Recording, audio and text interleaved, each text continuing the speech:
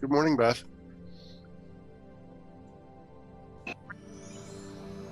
Hi, How are you? I'm good. How are you? I'm hanging in there. 2 weeks of upper respiratory infection. I'm ready for this thing to be done. I went Oh. through it too. It was miserable. hmm Um, Yeah, my I whole just house had it. just can't shake it. So if there's a time where I have to get into a coughing fit, I'm just gonna mute my camera and mic, and you just keep on talking. You know. It's um, hard to get rid of stuff. Good. Well, that's good. That'll make my job a lot easier. You know. So it's fine. I'm so glad we finally got a chance to find the time to meet and talk. Absolutely. I love that you post in group. I think everybody needs to be able to, get every opportunity they can to get their work out there. I agree. That's one thing I'm going to talk to you about. Ask you about. Your by the author thing. So I'm looking forward to hearing that story and hearing more about it. And all right, well, I'll go ahead and officially start the show, and we'll get going. Sounds good. All right. Hey, this is Mark Justice, and welcome back to Between the Lines. Today we have a fun show with author Beth Hildenbrand, who's a fantasy and horror writer.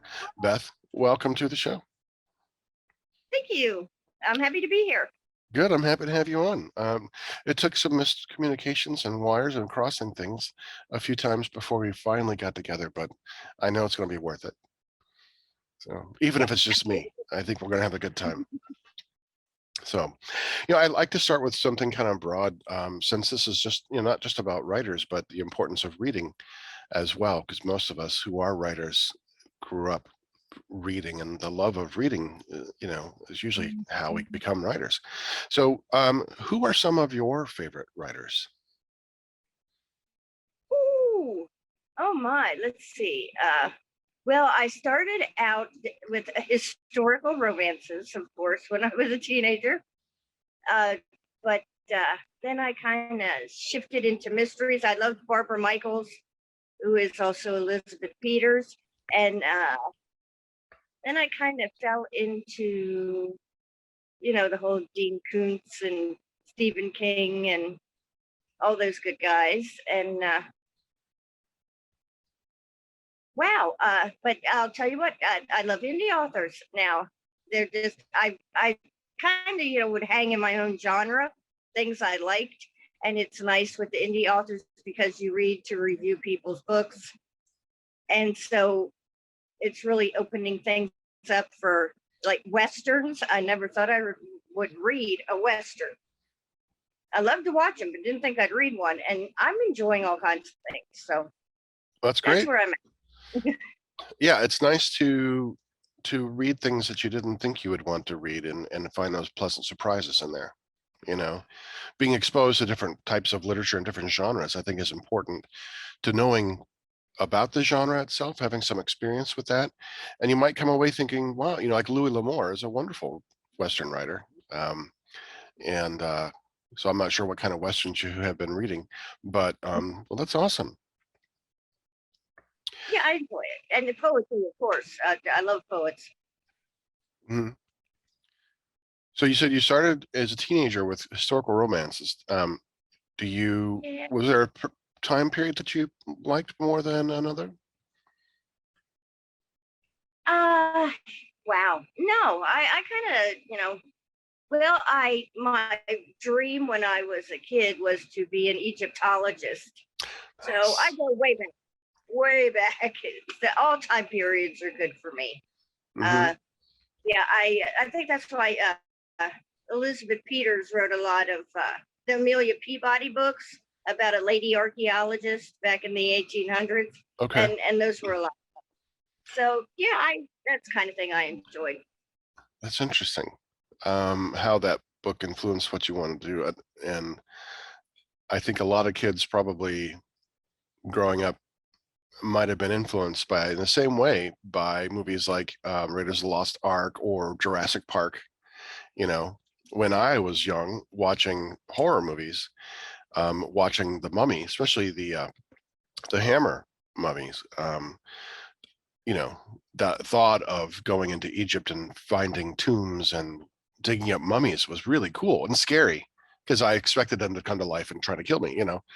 But no, I love that. That's awesome. Can you remember some of your favorite books when you were younger, before you started reading the historical romance, like when you were a child, like some of the things that you remember reading when you were very young?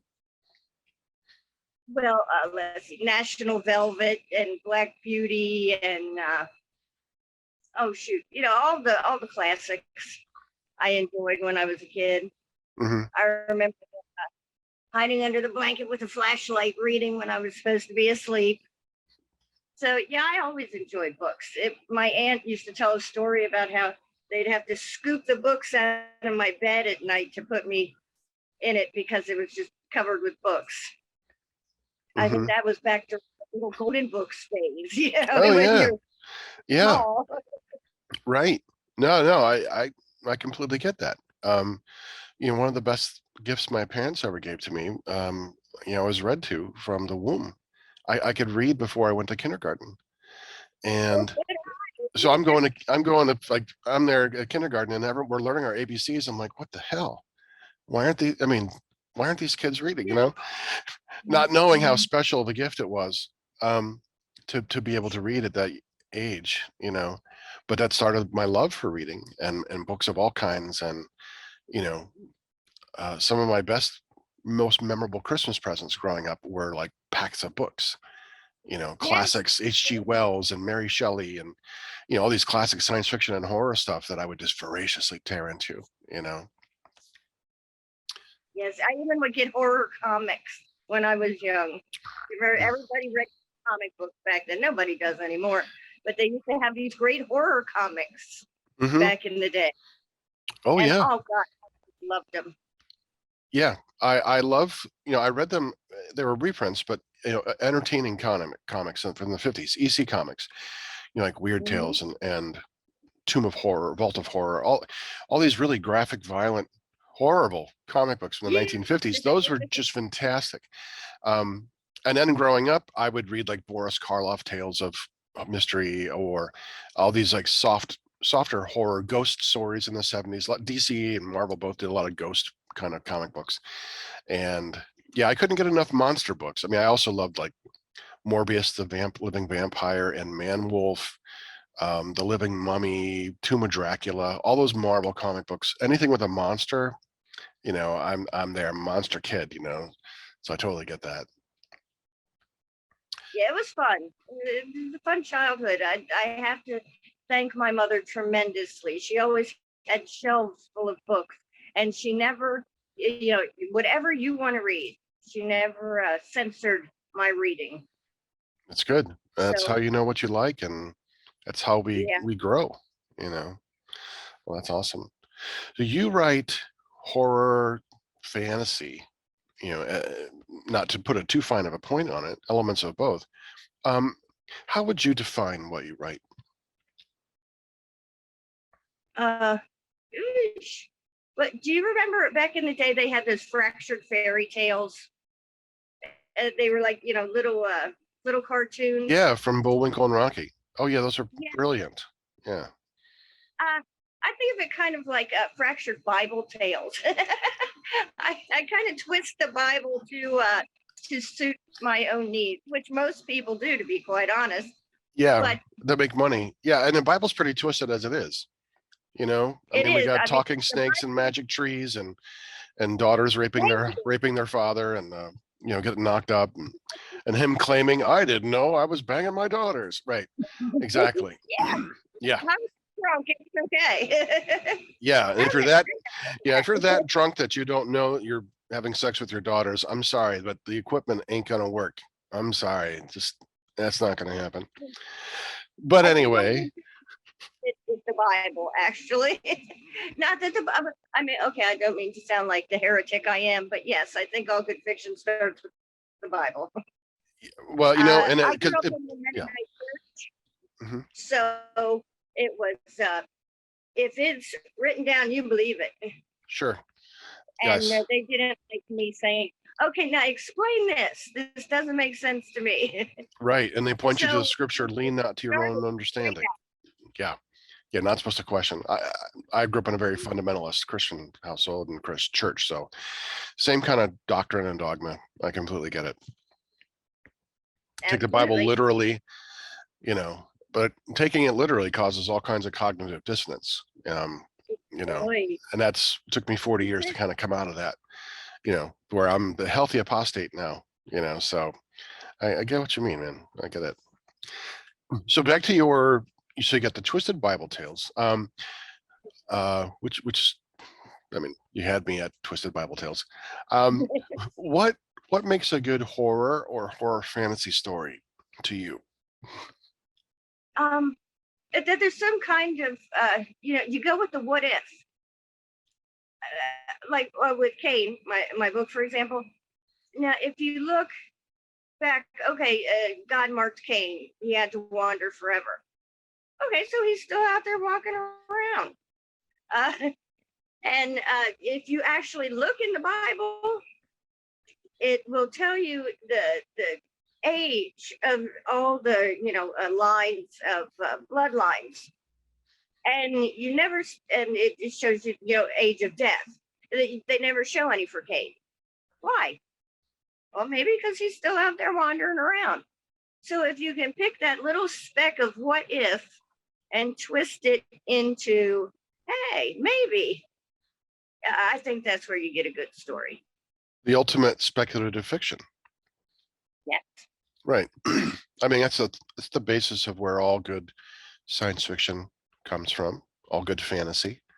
What if there were a civilization in the center of the earth? What if we could travel to the moon? Or, all those things. That's classic, the beginnings of classic genre, um, I like that. Are there any other genres that you would like to write? Well, right now I'm just about finished editing my new book, Death Rights, and it's pure horror.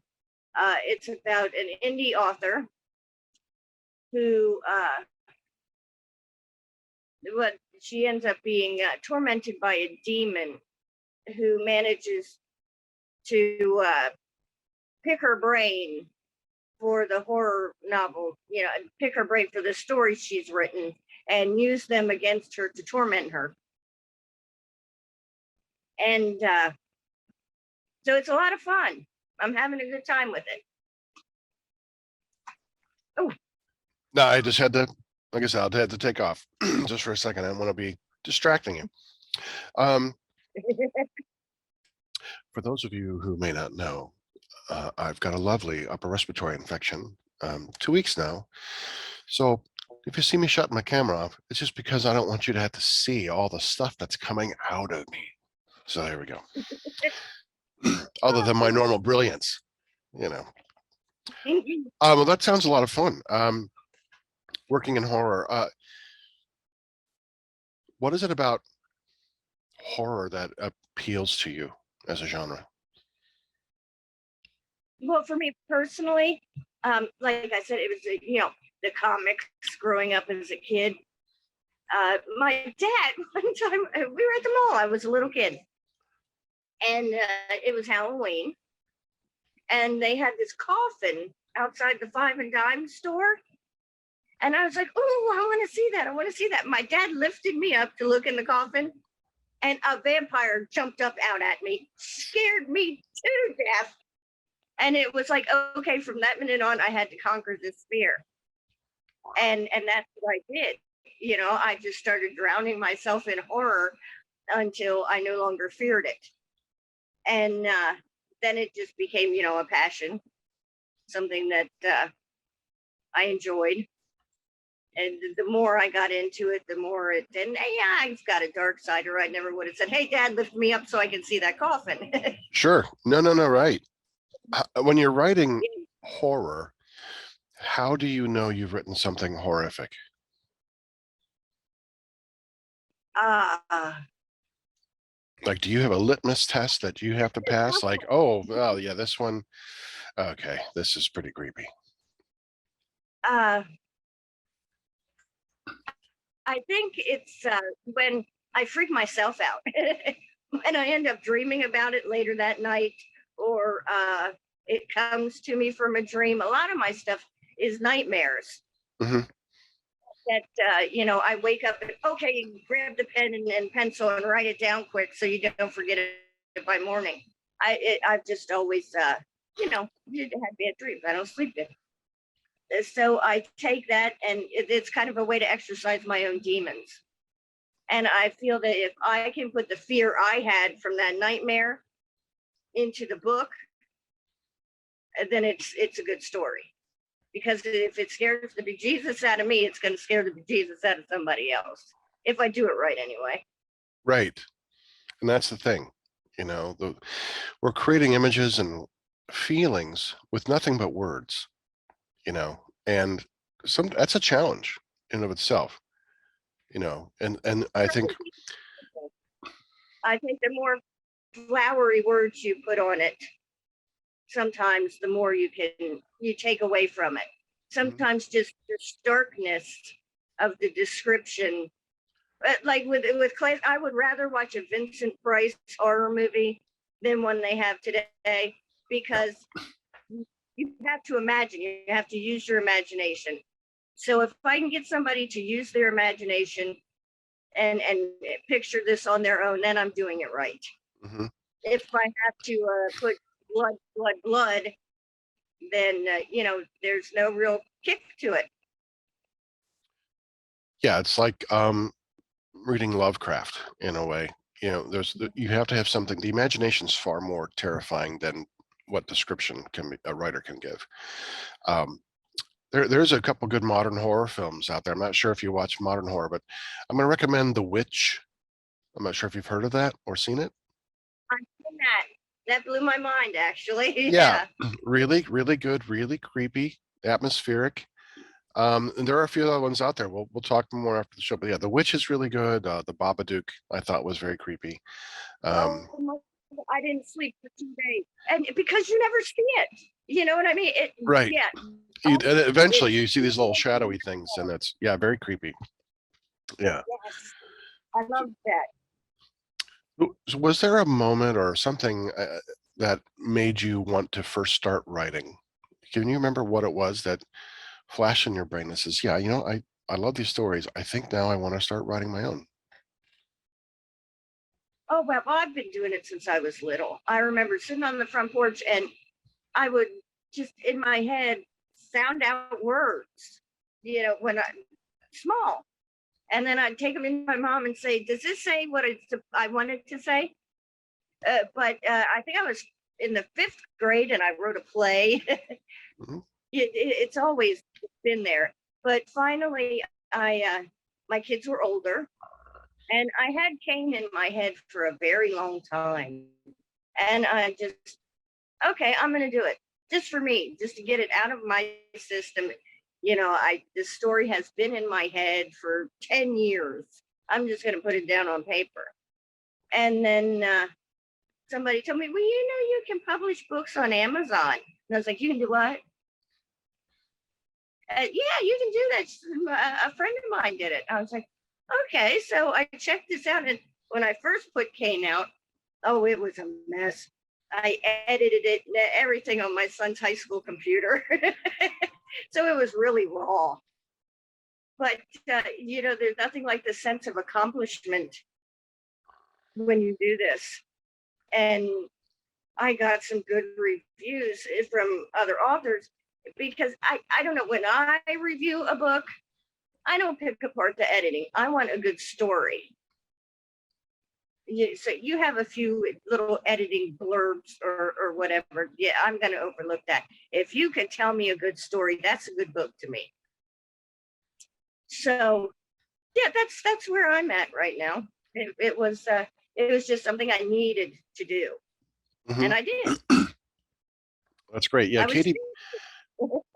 KDP has been a complete disruptor of the publishing industry, which I love. We don't have to have publishing houses anymore. You don't have to be a published author to become legitimate and to have your work out there. And like you, there are so many good indie writers out there. And,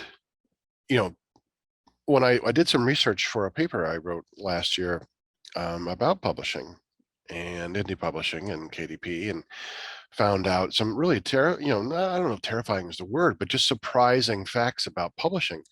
Most books that are published by publishing houses sell only about 200 copies a year, maybe 1,000 copies in their lifetime. And most of the writers never make back the advance. They never make more than the advance that they're given, on that book.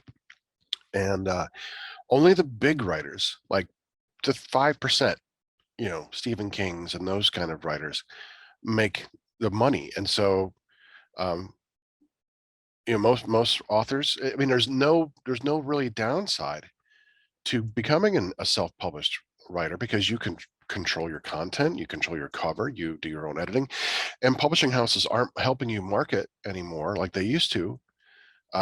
So you have to do your own marketing anyway. So why not retain control over your product? Well, I tried the publisher. I had one for about a year and I hated every minute of it. It was like, no, I don't see it that way. Oh, but this is what we have to do to sell. Okay. So the cover is nothing like the way I see it in my mind.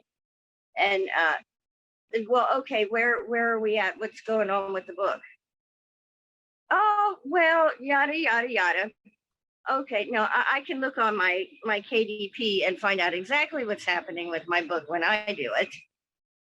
And then you get this little marketing report where they tell you, oh, you got so many hits on Facebook and Twitter, and you know what? I can do that myself and get even more than what you're doing for me. Thank you very much. So yeah, I kind of let the contract expire and went back to doing it myself.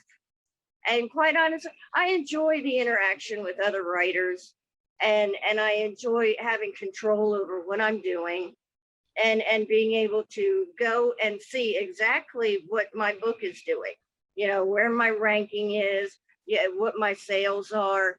And when somebody else is in charge, you can't do any of that. No. And They keep that data until they decide, okay, it's time to send you a little report. Nah. yeah, and you make a lot more money per sale through self-publishing. Yeah, they were taking 20%. Okay. Well, no, that's you're not doing much for that 20% Right. that I can do for myself. Yeah. No, I get Yeah, it. I'm a staunch advocate of self-publishing. I've had people who were just starting out and they were hoping to get a publisher, and that was the fantasy, because that's how it's always been. And I was discouraging. I said, look, your chances of you getting accepted by an agent are about 1%, and chances of you getting accepted into a publisher are about 1 to 2%. So why not just get your work out there? And they were hesitant at first because I thought it somehow diminished their abilities. I'm like, no, you're a good writer. So KDP is there for this purpose. Get your book out there. And now they're all like very much advocates of self-publishing. I'm like, see, it works out for everybody. So it's a wonderful service, and no, I totally get it. It's a disruptor. Okay, I'm and gonna. the big writers. Okay, so we have Harvard degrees, or we have a doctorate in this, and they want to put out these half sentence line words that people have to look up to understand their books. And I get frustrated with those people, and then sometimes I think, okay, do you think I'm too dumb to understand this? When I'm reading some big shot book. And so I try not to do that, to use these astronomical words nobody has heard of. And I had my editor with the last book said, do you think you readers will understand this? I don't even remember what the word was. And I was like, yeah, I do. My writers aren't stupid. I mean, my readers aren't stupid. Yeah, every now and then, there's a word that you need to use because it fits the situation. But I just, like I said, to me, it's good because you get to tell your story, and people would rather have a good story than a story that's perfectly polished and they feel is I don't want to say snotty or above their heads or things like that, but some of them are. And I just think maybe it kind of spoils it for the reader. There are genres that are more literary, but I taught English for a long time, and I would tell my students the point of writing, especially in academic writing, is to communicate clearly and effectively. So if you have a great command of the language, don't be afraid to use it. But most of you probably don't. I'm not saying that you're dumb, but why say cerulean when you could say blue? If you don't, because most often, especially young writers, use words that they think will make them sound more intelligent, but they misuse those words, and it sticks out like a sore thumb that's being hit with a hammer, just beaten, and they don't understand that using those words actually works against them. And so my mantra has always been, it's why I'm attracted to plain language, keep it simple, stupid. And so, but if I don't worry about that when I'm writing. I try to use the language that's appropriate. Like, I have no problem, but I have also no need to try to sound pretentious or pompous. It's like, I have no ego here. I'm just trying to tell a story. I don't need to use a word that makes me sound, look at me. Ooh, I've got a degree. It's like, who cares, Yeah, exactly. You said what I was trying to say incoherently. Thank you very much. I get nervous doing these things. Oh, really? Well, you would never know. Yeah. Well, I hope, we're all good friends. We're just relaxing, having fun. I would like to switch gears a little bit and talk about world building. It's something that all, writers who write fiction often do. So, how do you design your world? Wow. It's where I am, to be quite honest. My books are set in the town I grew up in. What the Kane books are. And I just kind of bring, the story. A lot of Kane is set in a bar that my dad used to go to down the street from the house. And the new book, Death Rights, is actually set in my house. And I have an old carriage house out behind the house. The home I live in was the first house built on the entire street. It's about 200 years old. Falling down around me, but I love it to pieces. And we have a carriage house out back. And so I thought, I'm even going to put a picture of the carriage house into the book, because it's all right here. It's my world, and I just add my stories to it. So that's how I build my worlds. They're the familiar. I had a teacher used to tell me, Mary Beth, write your story. It's interesting. So I kind of, took a little bit of that of myself, and then I just kind of add on to it. Having that. A lot of my people, my friends. Mm-hmm. A lot of my like characters, and the people I kill off are my enemies. People I don't care for very there much. is something very cathartic to killing characters off who are, in your mind, based on real people. Oh, well, you pissed me off, killing you in a book. Deal with it. Yeah, I'm sure that someone probably would say it's not healthy, but I thought, well, given the choice between writing them off and really offing them, Yeah. but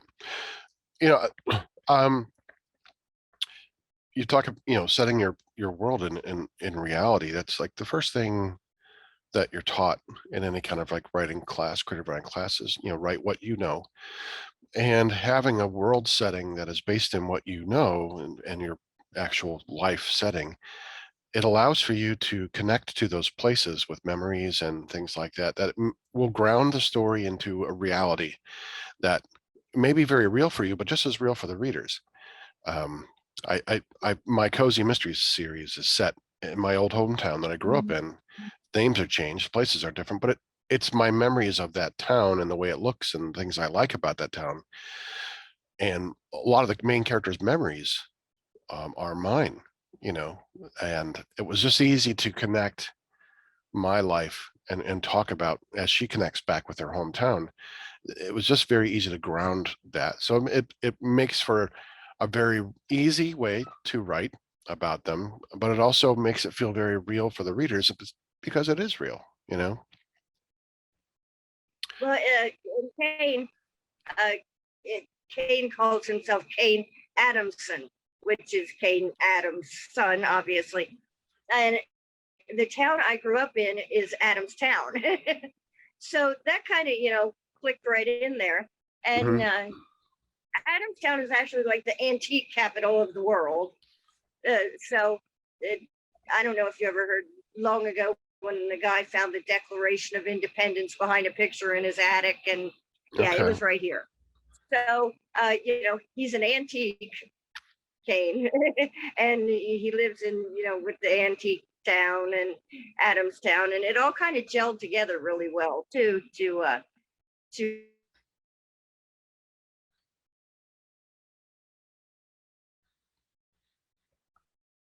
are we frozen?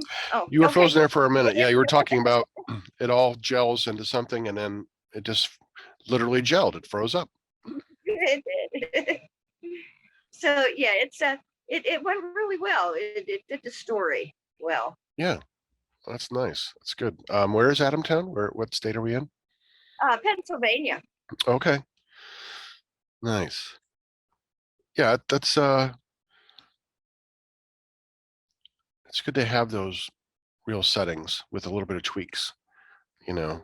It just makes it helps you as a writer get things into place and perspective. You know, it's not like some fantasy writers create worlds, whole cloth, and that's a whole separate endeavor. Those are ongoing kind of exercises that they develop as they go and to try to make their worlds rich and believable. But no, I I like to, just pick it out of my memory. sure. You can describe the street they're walking down perfectly because you walk down that street a million times yourself. Hmm. So I think it helps to let a little bit of authenticity to something that is not quite authentic. No, it makes perfect sense. Um, let's talk a little bit about your characters. How do you create and develop your characters? Well, sometimes I think I have too many. I was doing a thing the other day, kind of trying to make a video with the different characters in Kane, and I don't know. They were just there. They just come out, and then I said to somebody the other day on an interview, the new book was kind of weird when I started doing death rites. I had been with Kane and my characters for so long. I mean, it's like 6 years, and it just me and them.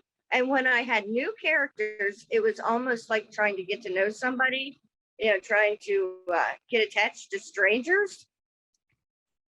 But uh, my characters, uh, there's angelic assassins, okay, and they guard Cain. Cain is the key to the gates of hell, and so the assassins are the seven heads of the seven churches of Israel, who were made into angels, just specifically to guard the key to the gates of hell. It's a lot of, like I said, it's a fractured Bible story. You got to I just kind wonder on those kinds of things. I'm sorry, Beth. I mean, my I mind goes just to want like, to things out I start thinking, of the why, Bible. why make keys? You know, I mean, who, why do you need to why do you need to have a set of keys to get into hell? That's where my mind wanders. Like, Uh, wouldn't you save well, yourself a whole lot of yeah, problems if you just didn't make the door lock? But anyway, I'm sorry. this particular story wouldn't fit right because you see, Eve, this is where Cain came from. Cain is not the son of Adam and Eve. Cain is the son of Eve and Lucifer. um, the apple was not an apple, it was Lucifer. And so Eve was tempted by Lucifer. Cain is the heretic son because he is the son of Lucifer. He was able to kill because he had that part of Lucifer in him. So that's kind of where the story, Cain originates. And so, yeah, you also have Lucifer in there, and he needs Cain to open the gates of hell and bring him to earth. His son must join him by his side for this to be accomplished. Like like I said, it's a fractured Bible story No, no, in a big way. It sounds awesome. I mean, I can almost smell it. The sulfur. No, that's it's an apocalyptic. It's a big story. I mean, it's like The Omen and all the biblical based stories. I think can be some of the most awesome and creepy stories, because growing up as a kid, you're taught this is all real, and those spiritual things are going to happen, and it's larger than life. This is a grand spectacle. So no, I think that's an awesome storyline. And no, I love how you're taking it and twisting it. I mean, it's nothing different than what Dan Brown did with the Gnostic Gospels and his stories. Basically, so you're just reinterpreting these meanings, symbolism, because that's really what they are. These are symbols and what they could mean. Now it's interesting that you had used this character Cain, the literal Cain. I years ago started working on a horror novel called The Curse of Cain, and it really ties into more of a zombie virus, kind of a related to Ebola kind of a thing. Because I'm thinking, what was the mark that he gave them? And thinking that would cause something that would cause like skin lesions or marks. It was just making a connection. And it involved actually finding the literal skull of Cain, which then has this kind of plague in it, on it. And it just starts this pandemic. This was about, I don't know, 15, 18 years ago, before the real plague. But now I just never followed through and wrote it. And now we're so full of zombies. It's like, I've almost like, but I like, so I kind of get, I understand completely where you start this idea of these things, but I thought that would be interesting because I'd never seen anything like that at the time. So no, I'm excited. I want to read your books. So which of your characters would you most like to have a drink with? Oh my God, that's easy. It would be Terzan. He's a demon that I made up. He's supposed to be one of the fallen, and he was like Lucifer's enforcer. Okay. And then at the end of the first game, he kind of up with Michael against Lucifer, but he's just a real smart ass son of a bitch, and he's a lot of fun. And yeah, he's next to Cain, my favorite character out of the books, and he's really just a secondary character, but I love him. Yeah, sometimes those secondary and tertiary characters, they're like spicy mustard. You don't want a lot of them, but when you get it, you love it. Just those little bits when it comes in, it seasons things, but they become your favorite to write. I totally get that. With a large cast of characters, those minor characters are the ones that you have the most fun with. Like they like take on a personality. Like, oh, I didn't expect this. That's awesome. Play with you. Yeah. No, yes. My inner smart ass is taking over, and I love it. Yeah, I have a few characters like that in my cozy series, which is something I don't normally would never have written. But I have these characters now. Like, okay, I'm only telling 4 books in this series, and I want to showcase these characters more frequently because I just love them. I just love writing them. So now I get it. So now you're having a drink with your demon. What would be the first question you would ask him? You want to go back to my place? Oh my God, that sounds awful. I'm sorry, but he's a fun stud. So yeah, that would probably be the first thing. Hey, let's have a drink and take off. Yeah, you live in a state with legal recreational cannabis, so why not? Nice. Okay, good. Let's Yeah, I'm let's embarrassed. oh, nothing to be embarrassed about. Let's talk about your plotting and your creative process. Um, what is your creative process? If you could explain your process as a writer, because I always find that intriguing. Every writer has a different process. We all start with ideas, we all finish with a final product, but how we get there, everyone's different. So I like to know how you get to where you need to go. Oh, geez, it's a combination of things, I think. Mostly, it starts in my dreams. Yeah, I take things from these crazy dreams I have, and I think, huh. Now with Kane, uh, certain things will set it off. I was always fascinated by Kane, and I watched. You've seen The Seventh Sign with Demi Moore. Okay, well, that kind of added another little spark to my brain with this. Uh, yeah, I believe that it was Pilot in that movie who was immortal. Mhm.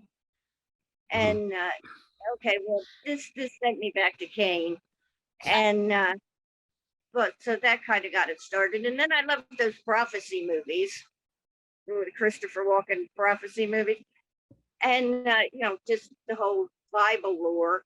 But usually it's just the silliest thing will set it off. Like Lucifer in the book, I used to have a nightmare, recurring nightmare, where he was chasing me. I was being chased by Satan, and I could describe him perfectly. And I knew it was a guilt dream. Okay, I've done something, and that was wrong, and now it's haunting me. But right before he would grab me, I'd wake up. And so, I already had these people in my head, and it was just a matter of getting them out. And, well, where did the story want to go? Well, Cain killed. He was the first killer. So he went around and, started butchering all of his bloodline.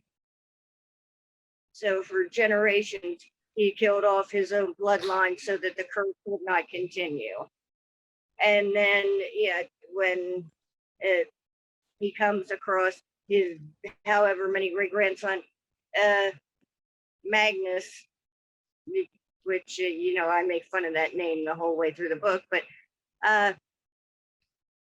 and he kills him. That's he loved this kid. This kid was just like his brother who he killed, and so it's all twisted and tormented over it. And but anyway, yeah, it's just little things, kind of, and then it just goes.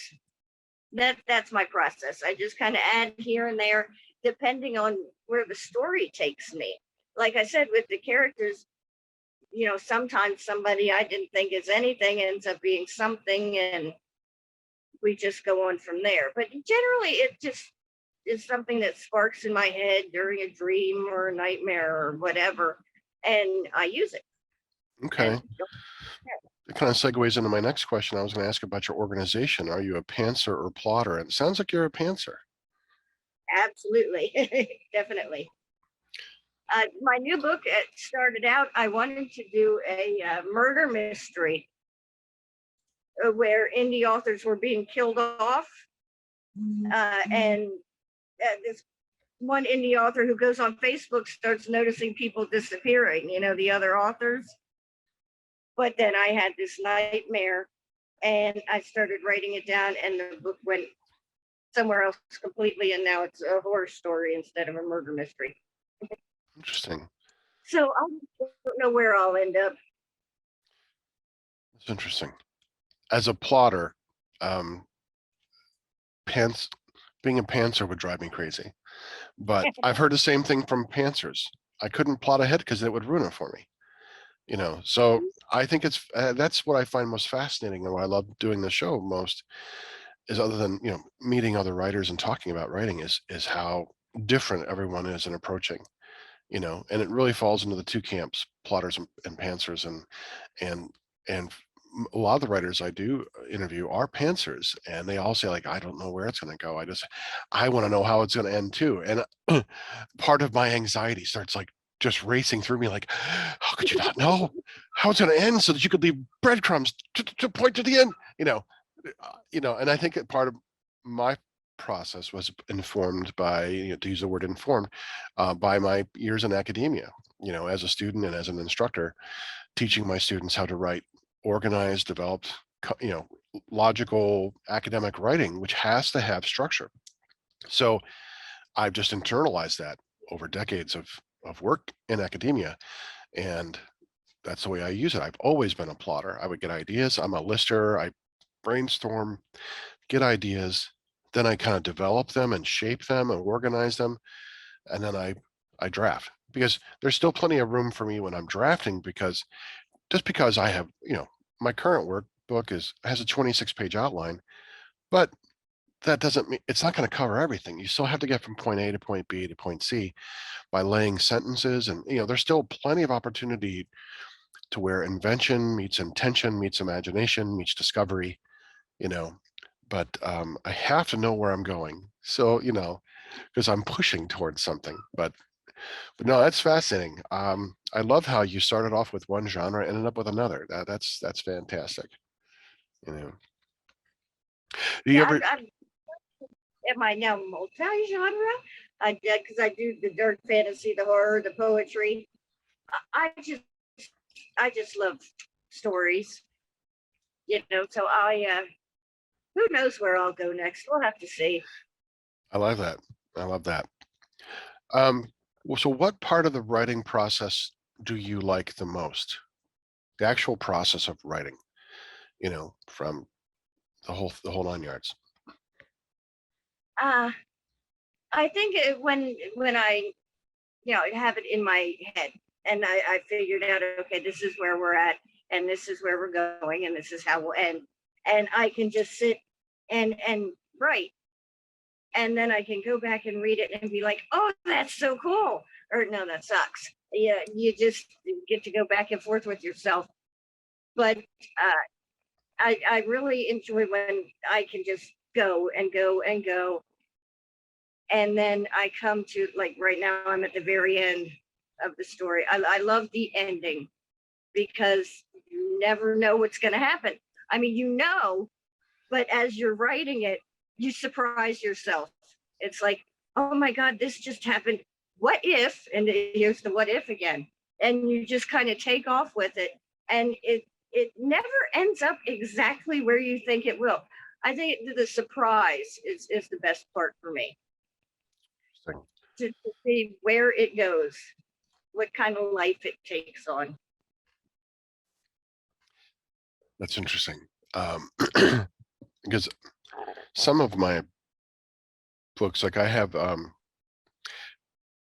when I'm doing this 4-book cozy series, what I'm doing then afterwards is taking the setting and the characters, and I'm doing a horror novel with the same setting and characters. So it's not going to be cozy at all. It's quite dire, quite horrifying. But I've already written the end. I mean, I know exactly how this book's going to end because I wrote the end of the book. It's like a punch to the gut. I'm like, I was sucking breath, like, oh my God, So I'm excited about that book because I've already written that last sentence. Um, but I can imagine it's just as exciting to not know how you're going to get there, or because you got to know something will click in you when you feel like, this is the right end. This is how we stop. Is that how it feels to you? Yes, exactly how it feels. It's like, wow, this is just awesome. I mean, it it's the feeling of, yeah, almost like having a child. Oh my God, I have put everything I have into this, and now look, this is where it ended up. It's just the best feeling in the entire world. Here it is. Well, what part of the writing I mean, process? no nothing that compares to the feeling when you see that final bit and you know, hey, I did this. Wow. Yeah, And really cool. nice. Yeah. Well, what part of the writing process do you like the least? Editing. I hate editing. I do. Why? Cause well, because I second guess myself and I don't like doing that. Uh, I second guess where the story went. And, you know, a lot of times I'll be like, oh my God, that is a really awesome paragraph. And then other times it'll be like, ew. But yeah, I'll second guess myself and then I'll start messing with it when I know better. You know, I know, no, this is how it should be. And then I'll go back and put it back the way it was. So yeah, I hate second guessing myself because usually, you know, that first instinct that you had is the good one, at least with me. So Okay. yeah, Yeah, trying to you're writing. I mean, as a pantser, you kind of write with your gut, to bring yeah, another mixed metaphor there. So you gotta kind of go with that. That makes sense as a pantser. I mean, there are ways. The more we write, hopefully, the more confident and more effective we'll be with our prose and become better writers. But you still have a gut feeling whether something is working or not.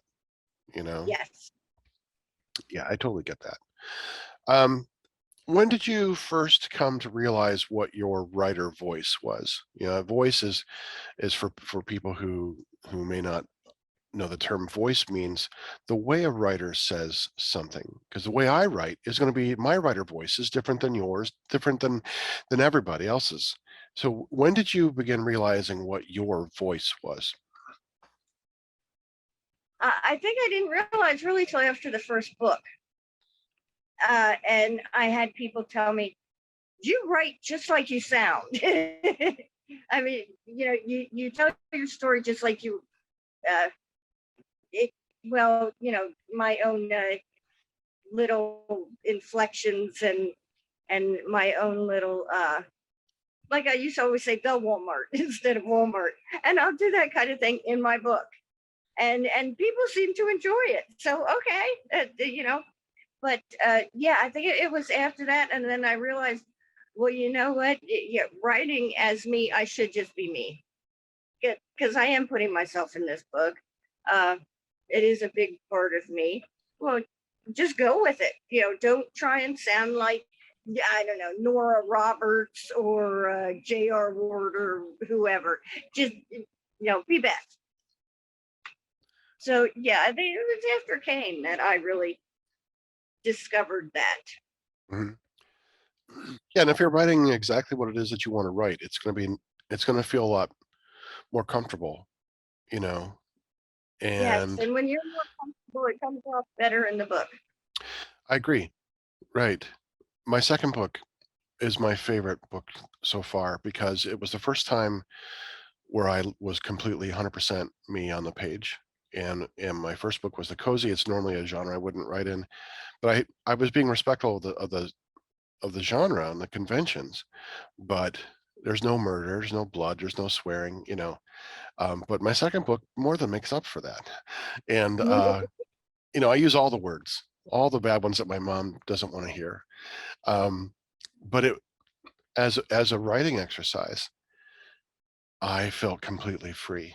And I think that's why it's always going to be my favorite book because I went, I read it, I'm like, oh, okay, yeah, this is 100% Mark Justice, and whether you like it or not is irrelevant. I'm happy with it because here is me on the page, and no, I totally get that, and that really has inspired me to try to do more of that. I think with this series, because it's a splatter western, so it's grim and dark and violent anyway, and it's a tale of revenge.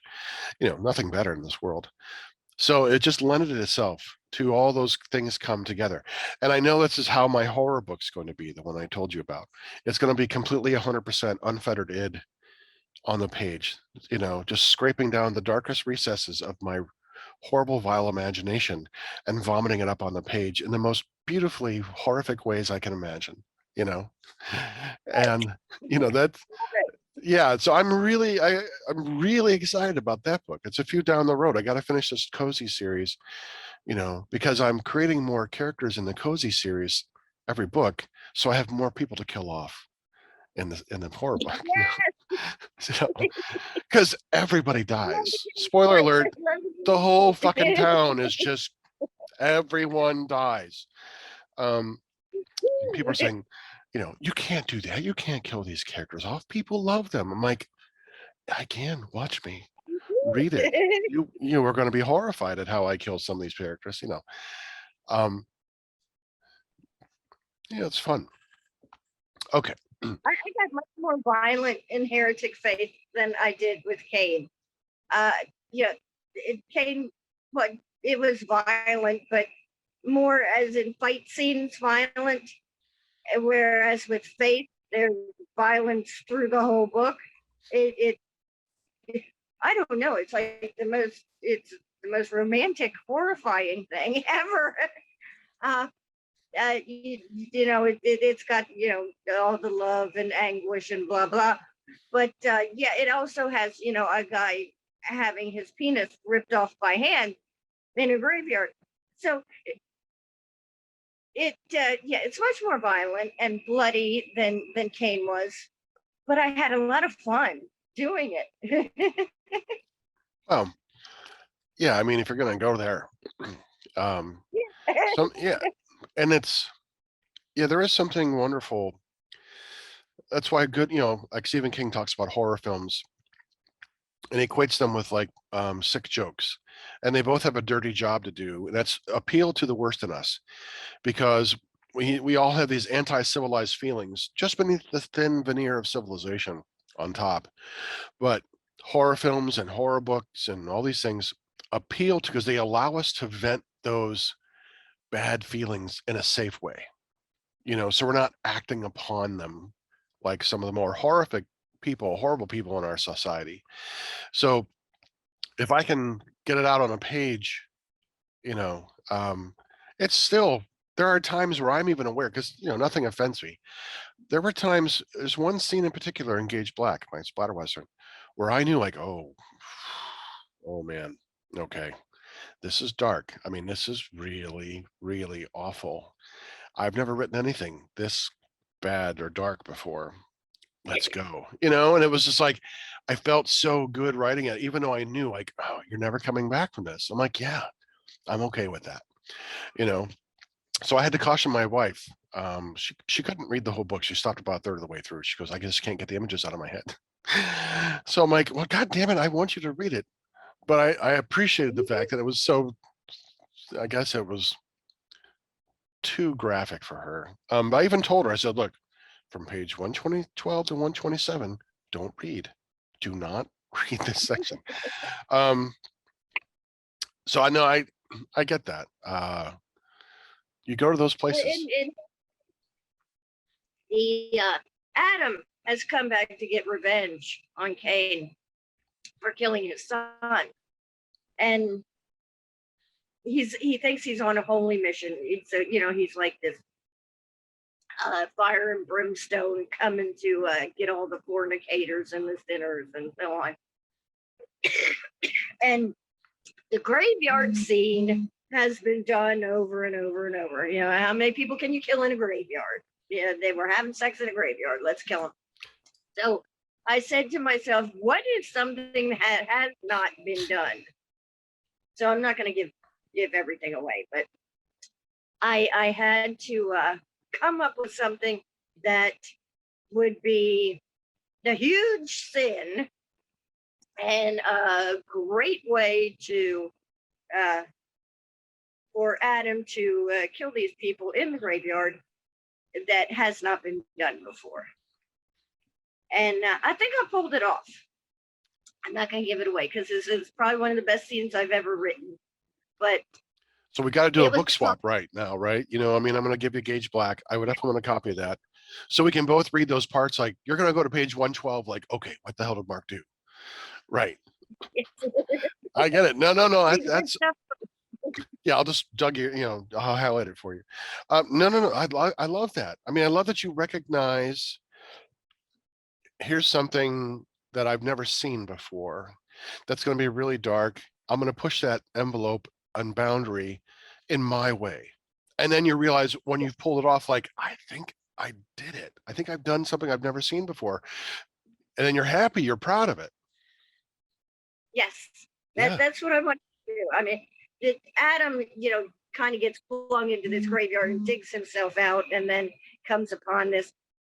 But like I said, we've had how many horror movies where the teenagers are in the graveyard, and here comes the hasher, slacker, sure. or Right. slacker, and I thought, but how can I make this different? Yeah. And I really think I did it. I mean, I had somebody tell me I got the book and I opened it up, and this was the page I opened it to, and holy shit, what have you done? Nice. I was like, yes, yes, I did it. So It's yeah, you fantastic. gotta, because you don't want to keep, regurgitating the same thing everybody else has done. Right. Yeah, obviously, there's a lot of different plots that you can just kind of that are there already. A lot of things have been done and done, but when you can find new ways to do them, I think that's always interesting. Yeah, I agree. I agree. Um, do you do any kind of research for your books? I know these are based on, your twisted Bible tales, but do you do other kinds of research when you write? And if so, what kinds? Well, yes, I do. Now, when I watch horror movies, I tell the children, "Go away, I'm doing research." But that doesn't count. But like the other day, I was working on the ending of the book, and I had to look up the dates of the summer solstice, and in the new Kane book, I have Judas is in the new Kane book, and so you do all the research on Judas, like he's Jude Carriot in this book, and which was an actual alternate name for Judas back in the day. So yeah, I dive into as much detail as I can and try and be as informed as I can. Hmm. You just on different points, some things you got to leave to the imagination, but you still like to keep historical facts, Right. well, at least Yeah. Bible stuff, as correct as possible. I've actually had people, the old cover of Cain uh was an African American man on the cover. I had white people who wouldn't buy the book because there was an African American man on the cover, and I had black people yelling at me about the book because there was an African American man on the cover.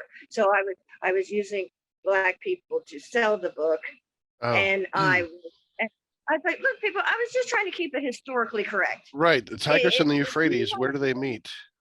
Right. yes, Exactly. Yeah. if you want to believe Jesus Christ had blonde hair and blue eyes, okay, go join the KKK. That's the kind Sure. of stuff those idiots believe.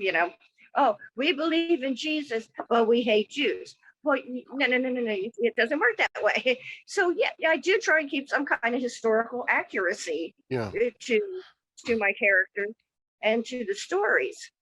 And if it offends people, don't read it. It's just that simple. Right. Uh, There's it a is what reason it we're is. born with more than one middle finger, so we don't wear the one out. Thank you. Yes, I agree. Yeah. So yeah, I do research and try and keep my historical facts accurate. And you research enough to where you know it, but you don't want it to sound like a history lesson. But those details are really important for people who know that history, and you don't have to research everything, just enough to when you're writing about something, you write intelligently and you're writing the right thing, you know. Yeah, I get it. I did research for Gage Black, and then my last book, which was set, Death's Head is set in the early 1930s in and around Haiti, and deals with voodoo and things like that. So I researched the history of Haiti and what was going on, and I researched voodoo, and I wanted to make sure I wrote about it intelligently and also respectfully of the religion, Yeah. and that was great. And as an academic, I still love the research. I enjoy doing the research part. I love learning something new, and then being able to incorporate it in a story where it feels seamless. Like, this is all historically accurate information, but I'm not going to bludgeon you over the head with it. It just, I'm creating the world that's accurate, that's real, you know. And Well, in Cain, the angelic assassins. Uh, I read the Testament of Solomon. Have you ever read the Testament of Solomon? I'm at the Testament. I'm aware of it. It's Is that the one where he builds the supposedly temple with the written help by. of the demons? Yes. Okay. Yeah. King Solomon supposedly had this ring that Hmm. gave him control over the demons. So the swords that these assassins have, each have a bit of this ring infused into them to help them kill demons. Okay. So yeah, you never know where your research is going to take you. And I'll sit and watch the Discovery Channel and the History Channel, and on their historical, so sit there and be taking notes. Anywhere you can get those little bits of information that can just add a little bit to the story you're telling. I would much rather sit and watch documentaries than this idiocy on TV these days. I have no desire to see who the next, singing sensation is going to be. I would rather sit there and watch what really happened to Roanoke. Right. Yeah. I still So can't figure that one out. No, that's good. That's good. Um, do you have a favorite time of day to write? yes, I do. I usually start around 7 o'clock at night. I don't know why, but that seems to work best for me. If I try and write during the day, I'm sitting here thinking, okay, my laundry needs to get done, or okay, is the kid at school? Is he on his computer in there doing school, and things like that. So after I have everybody fed and they're doing whatever they do for the evening, I know I can sit down and relax and concentrate on what I'm doing. So I usually start at 7 o'clock and then go as far as I want to go for the rest of the night. Nice. When you're writing, do you listen to music, or do you have any other kinds of distractions when you're writing, or do you need it completely silent? I usually have, well, I have my playlist on my computer, and I turn that on. I've learned that if I try and keep the headphones on and somebody's yelling, "Mom," then they'll come in here and start pesting me. So I just play it over the computer and I have it blasting, and it helps me anyway.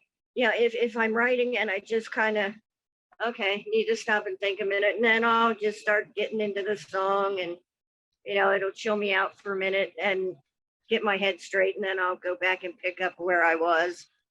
What is it that you And listen to? What do you like, music wise?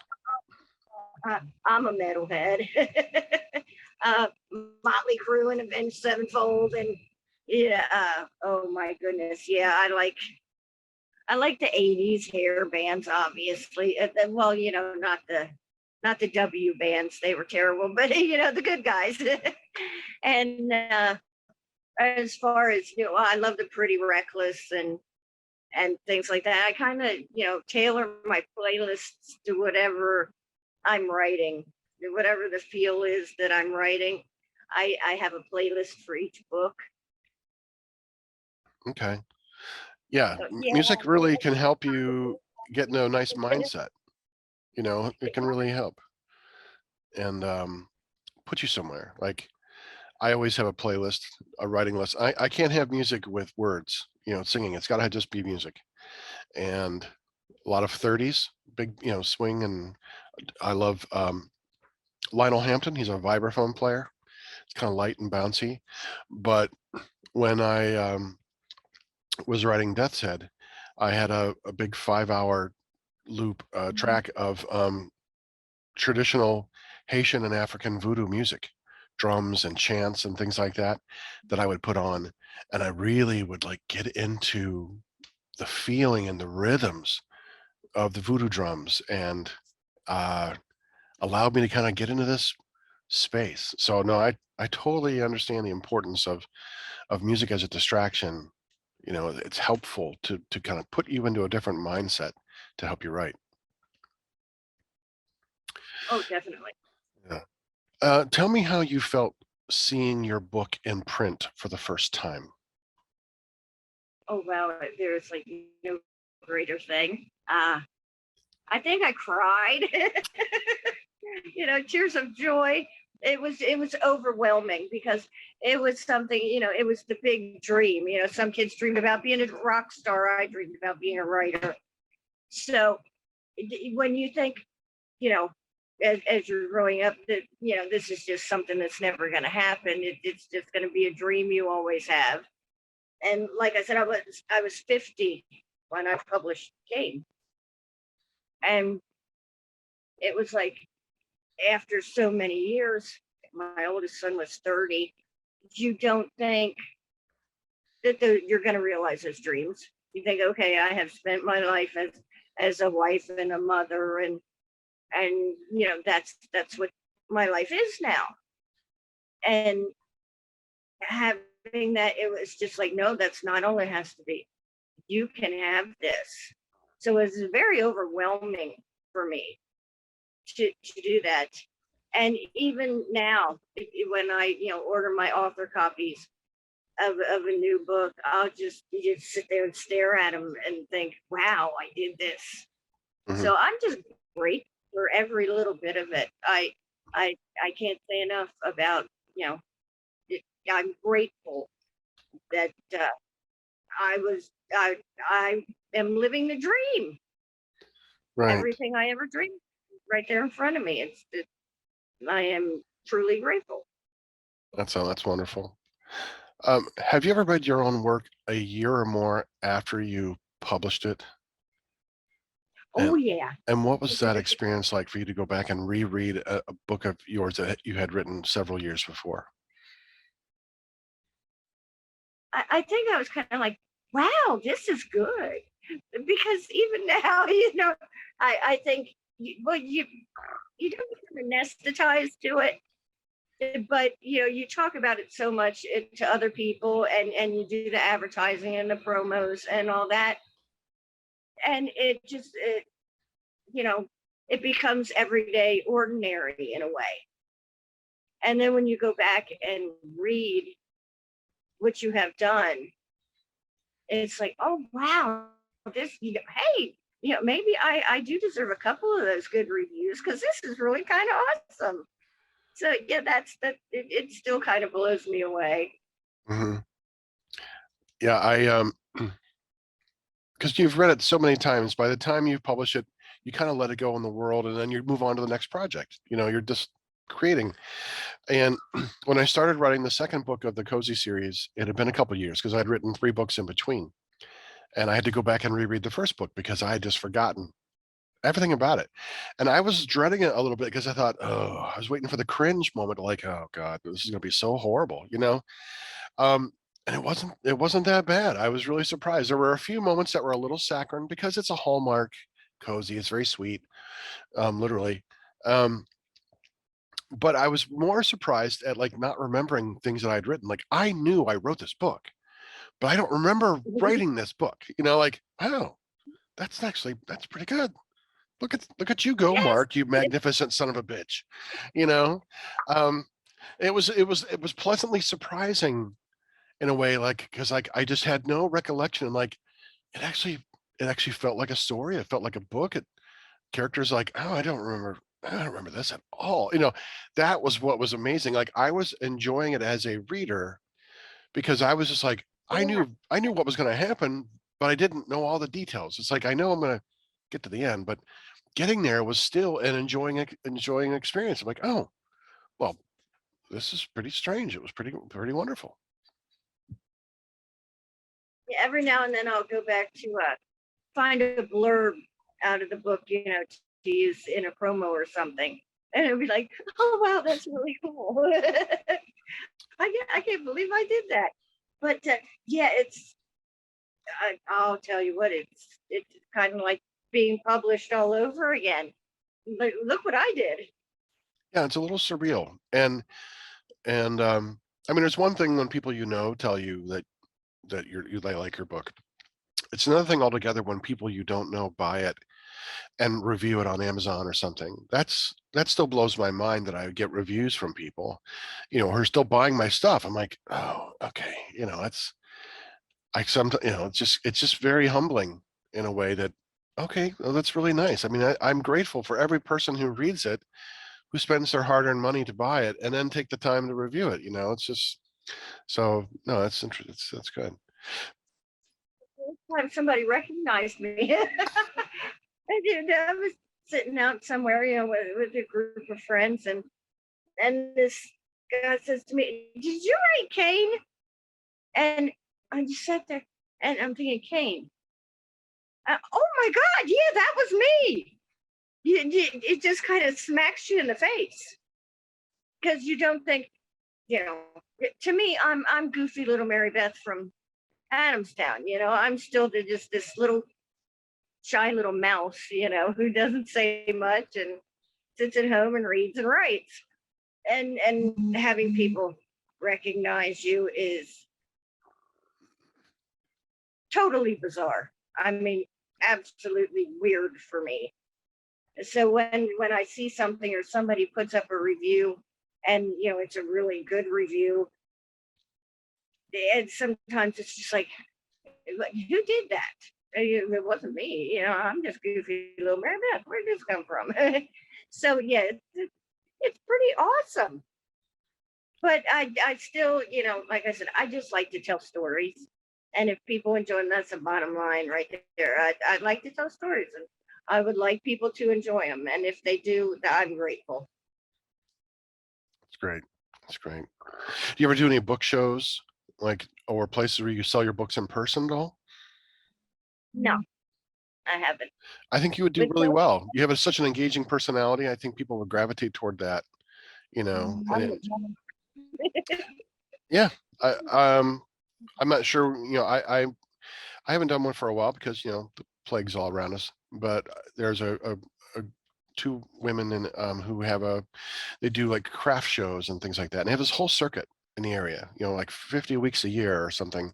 They are out doing these shows and all kinds of local vendors come, and there are usually a writer or two. And I love going to these shows because it's it's a different place to get my books out, than online. And there are no like book shows in the area, but you can go to different places. And I think you would do really well there at an event oh, like that. I'll have to think about it this summer. Before with COVID and everything, I just didn't even try. Hmm. But it's always something I thought about, but just never really. Yeah. Did I'm hoping to get back and do something maybe November, December. We'll see how the world is in 6 months. Can't plan that far ahead right now. um, I do want to talk to you about your page on Facebook, by the author, BUY, the author. Can you talk a little bit about that page and why you started it? Oh, I love group. I do. It's a wonderful place. Uh, after so long of being on Facebook and doing the book promos, I realized that the more people know you personally, the more interested in your books they are.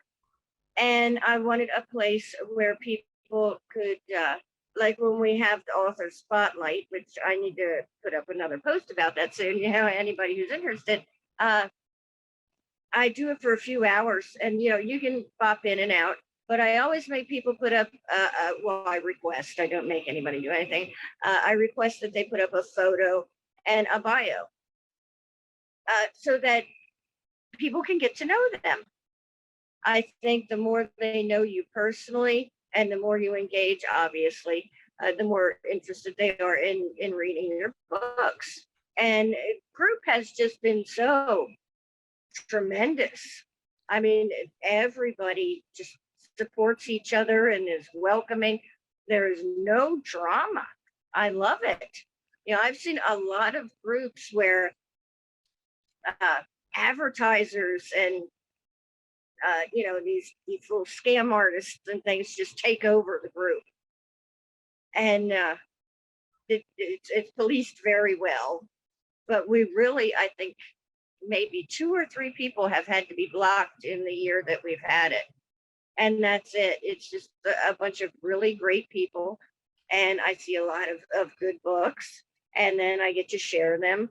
Usually I pick like 1 or 2 a day to share on my page, and then right now I'm like, my TBR list is overflowing, but I'm trying to do a book a month to read and review, and I try to be careful of what I read when I'm writing, because I don't want to be influenced by somebody else's work. So I try to pick it out of my genre.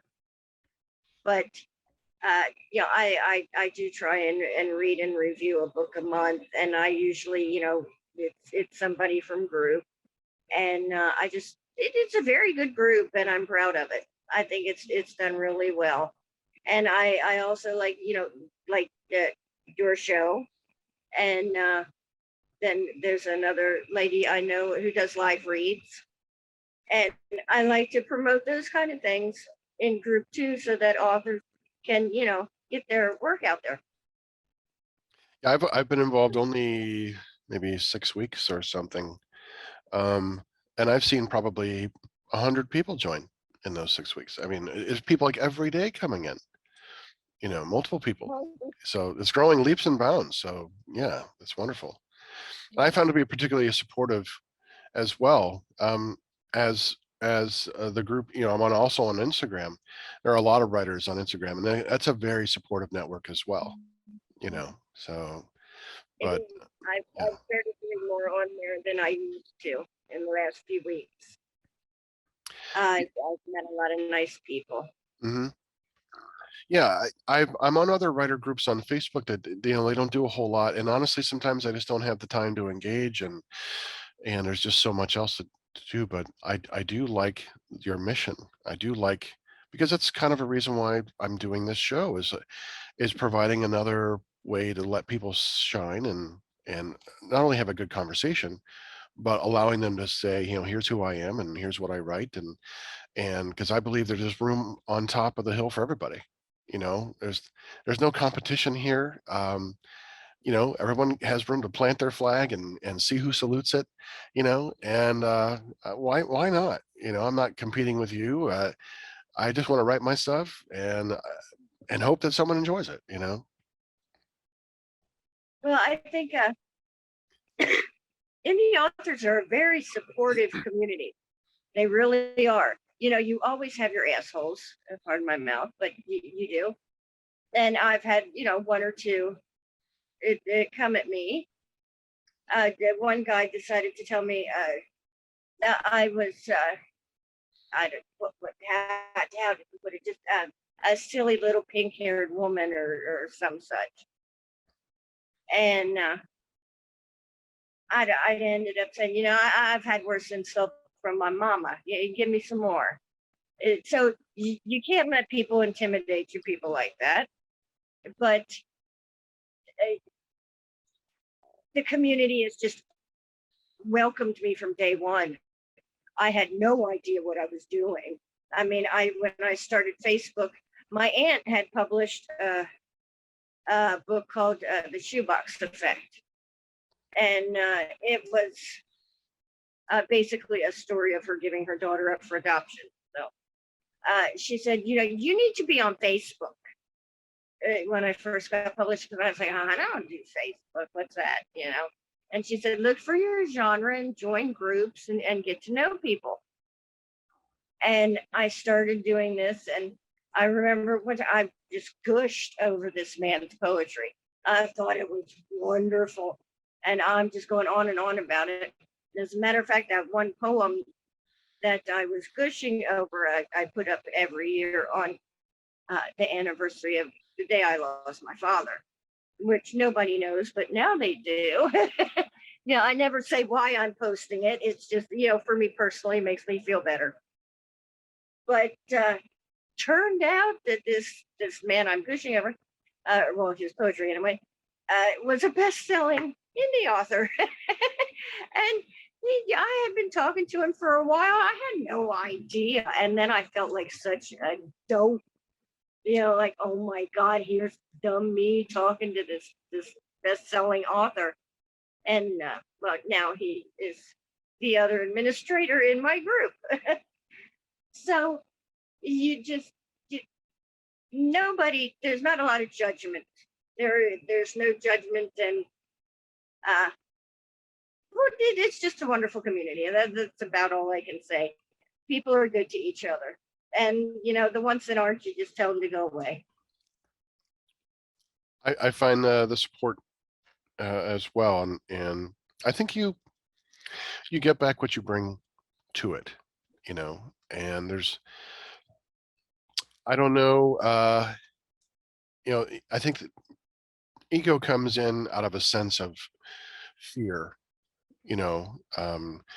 worry that you're afraid of not being good enough, or someone's going to be better than you, or prove to you that, what we all have our own angsts and fears, and but I do agree with you. I have other friends who write, and I may not like everything that they write, but that's not the point, is it? I mean, I'm supporting them because they're my friends, and I want them to do well.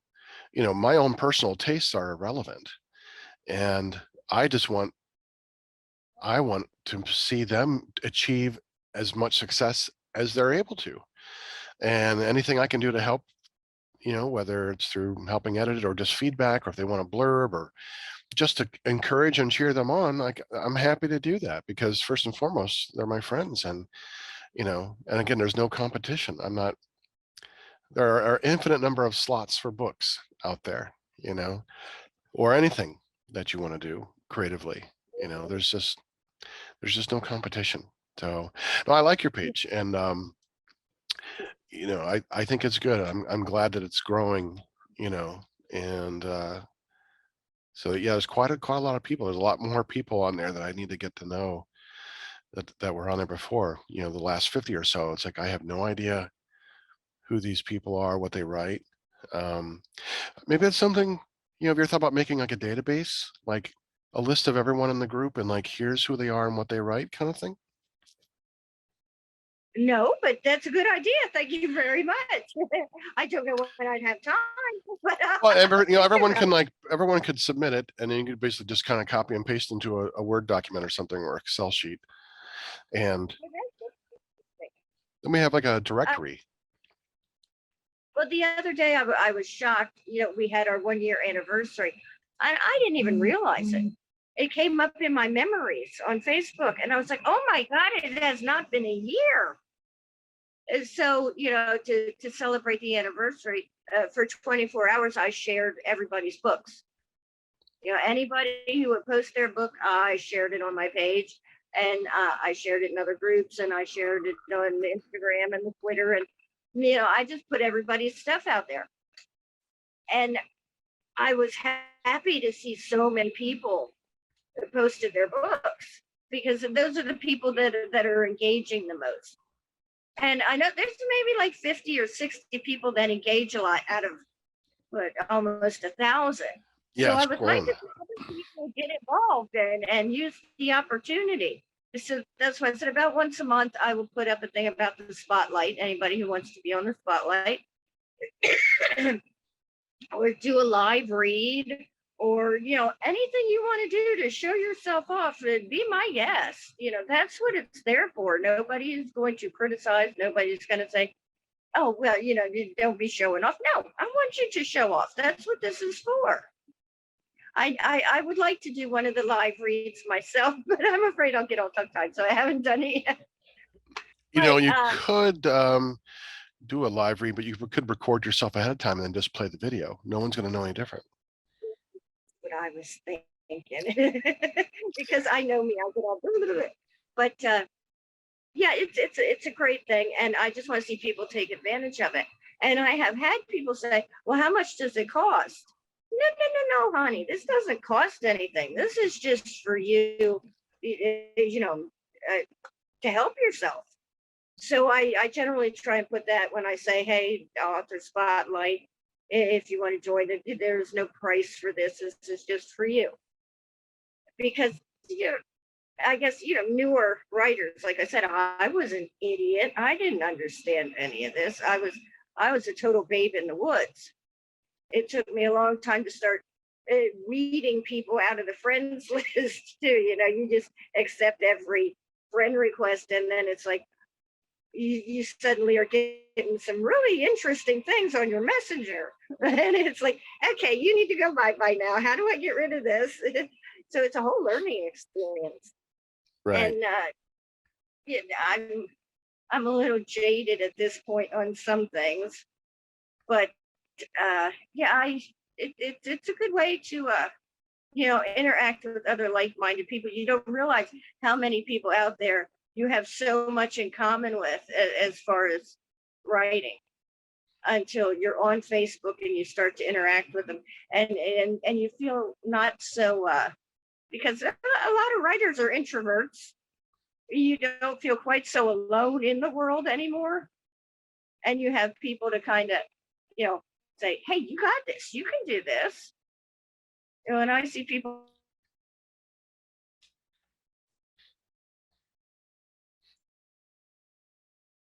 because a lot of it can be daunting when you're new. I've only been at it for 3 years, and I still feel lost sometimes Mhm. navigating social media. I hate Twitter. It's the meanest place ever. I hate to go on Twitter. Yeah, It's like, can you people be angrier, or just it's anybody easy have to happy be thoughts? brave. The keyboard warriors come out. You know, it's such a coward's way of showing bravery. It's cheap, and I don't get it. It doesn't make any sense to be snotty. It's like, if you're gonna say something, say it to my face. I'm fine with that. Just say it to my face. You know, um, but Well, like the guy who made fun of my pink hair. I I respect you more for coming at me than I would for taking a shot behind my back. yeah, You coming at it's me like that. yeah, it's just cheap. You know. Um, It is. just a few more questions, and we're gonna wrap things up, Beth. What is your writer fantasy, if you have one? Oh my! I would say to hit the top 10. To have a book in the top 10. All right, that's a good fantasy. Without many people, not money wise. Yeah, how I give them away, but just to have that many people say they enjoyed my book. Yeah, I get it. What advice would you give for anyone who wants to write? Do it. Just do it. I mean, really, that's the best advice there is. Really, I think you you can do it. You don't have to be perfect at it.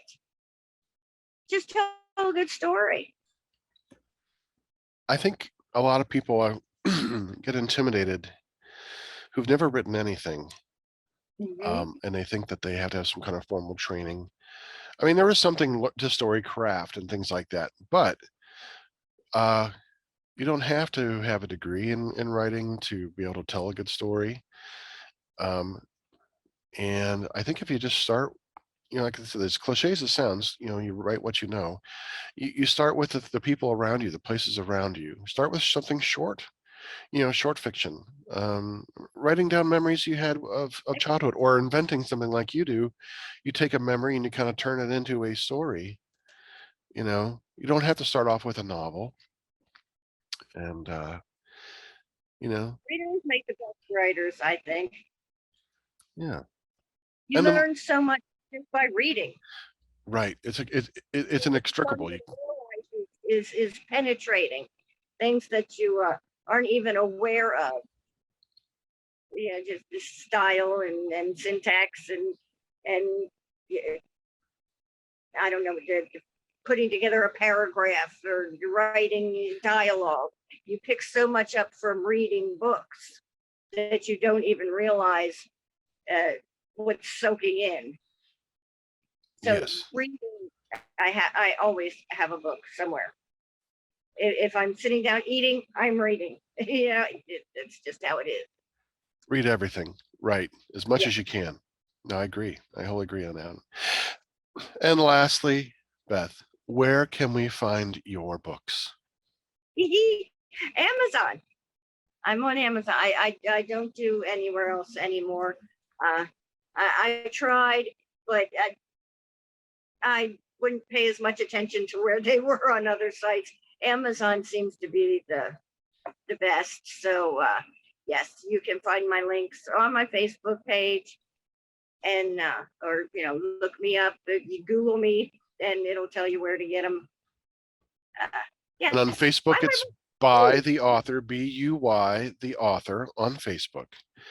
And you're also on Facebook as well, and Amazon. Excellent. Beth, I want to thank you for swinging by and having a conversation with me today. I really appreciate it. Thank you for putting up with my little chitter chatter all morning. Oh, no, it was fine. Thank you for putting up with my hacking and coughing and, no, this has been good. I really like this show because of what we've talked about. Like, I feel like I know you a lot more as a person and as a writer, and it makes me excited to see what you write. And that's what's wonderful about this show. At the end of every show, I've learned about an author now who I want to read their work. I want to know more about them. I want to keep on engaging with them. And so it's incredibly satisfying in that regard. So, if I have to be selfish about it, I'm getting so much out of this as well from learning about writers. And if I can help, like you're a writer spotlight, if I can help shine the light on you as a writer and your stuff, then so much the better. This is how we help one another. We cross-pollinate, and that's a good thing for everybody. Yeah. Well, thank you so much for having me. I really enjoyed it. Oh, good. I am glad. Yeah, me too. It's been a great morning. Great way to start the day. So, I'm going to do my commercial, and then we're going to get out of here. Okay. All right, you've been watching and listening to Between the Lines. You can find us at unsaneradio.com. Listen to full episodes or download to your device. You can watch us on our YouTube page, which is where you're at right now, Between the Lines podcast. Don't forget to hit the subscribe button. And you can also find us on the Hotel Talk channel on Roku. If you know someone who would like our show, tell them about us. And if you're a writer who would like to join me for a chat, email me at betweenthelines54@yahoo.com. That's betweenthelines54@yahoo.com. And Beth, here's my cheesy outro. See you next time, Between the Lines.